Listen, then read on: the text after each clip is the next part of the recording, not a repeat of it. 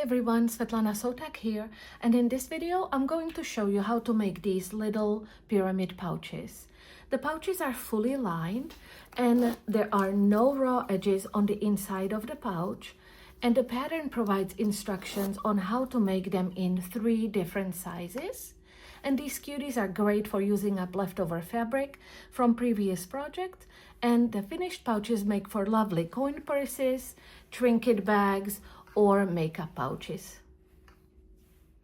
I went ahead and cut out all my panels and adhered fusible interfacing to the wrong side of each of the corresponding panels, and you can find the cutting measurements for all 3 sizes as well as step-by-step instructions and color photos in the pattern, and I will put the link to the pattern in the description box below the video so you can purchase it if you wish.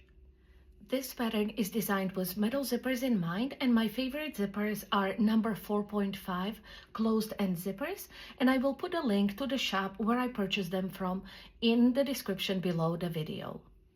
There are a few things to keep in mind when working with metal zippers, and first of all, you need to make sure that you use the correct length of the zipper, and we measure the zipper from one metal end to the other metal end, not the length of the zipper tape.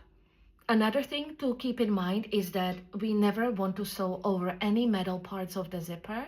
and I designed this pattern with enough seam allowance around the zipper that this should not be an issue, so make sure that you use the correct seam allowance throughout. And in this video, we will be making a medium size of the pouch. Let's get started, shall we?